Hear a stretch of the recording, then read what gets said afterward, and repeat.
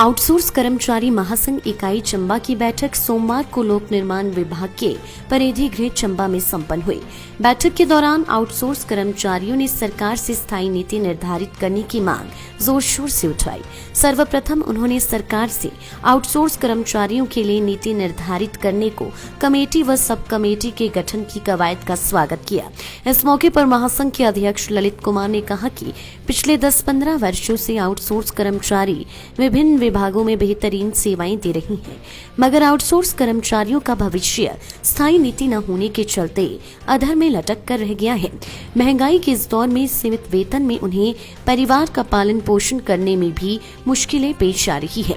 उन्होंने आउटसोर्स कर्मचारियों के भविष्य को संवारने के लिए जल्द ही स्थायी नीति बनाकर राहत प्रदान करने की मांग उठाई है।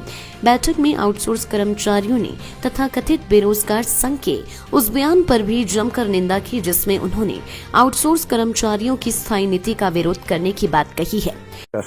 नमस्कार। आज हिमाचल प्रदेश आउटसोर्स कर्मचारी महासंघ जिला चंबा की एक महत्वपूर्ण बैठक यहाँ हमने चंबा परिधि गृह में करी। इसके हमने जो भी अभी आउटसोर्स कर्मचारी के पॉलिसी को लेकर जो भी अभी व्यवस्था हिमाचल सरकार के द्वारा बनाई गई है, हम उसका धन्यवाद करते हैं और हम आशा करते हैं कि जो भी कमेटी जो है निर्णय लेगी वो हिमाचल प्रदेश आउटसोर्स कर्मचारियों के पक्ष में होगा। इसके साथ साथ हम इस मंच के माध्यम से अपने प्रेस के बंधुओं का भी स्वागत करते हैं, धन्यवाद करते हैं कि इस कोविड के दौर में हमारी आवाज़ जो है इन्होंने हिमाचल प्रदेश सरकार तक बहुत ही अच्छे और उम्दा तरीके से, मजबूत तरीके से रखी है। इसका हम प्रेस का, मीडिया का, सोशल मीडिया का, सभी का धन्यवाद करते हैं।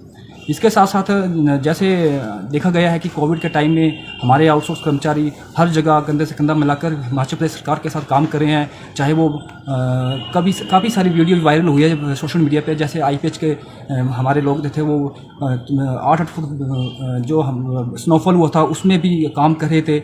हमारे बिजली विभाग के लोग खंभों पे चढ़ के काम कर रहे हैं।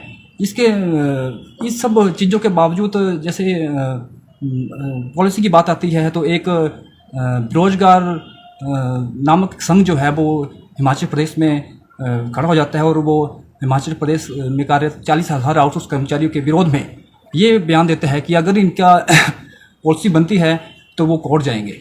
उनसे मैं ये पूछना चाहता हूँ कि जब हमारे बिजली विभाग के चाहे किसी भी विभाग के आउटसोर्स कर्मचारी काम कर रहे होते हैं, उनका शोषण हो रहा होता है, हमारे लोग खंभों से गिर के मरते हैं, तब तक उन्होंने आज तक ये आवाज़ क्यों नहीं उठाई?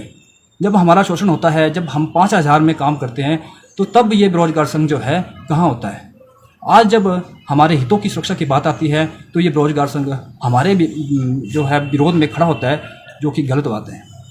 इसके साथ साथ हम उस बेरोजगार संघ ने जो न्यूज़ लगाई थी हम उसका खंडन करते हैं, हम उसका विरोध करते हैं। इसके साथ साथ हम प्रदेश सरकार को भी ये कहना चाहते हैं कि अब इस शोषण का जो ये दौर था अब इसको रुकना बहुत ही ज़रूरी है, क्योंकि जैसे जब भी ये पॉलिसी बनती है तो डायरेक्ट जो है वो हमारे परिवार इससे लाभान्वित तो होंगे।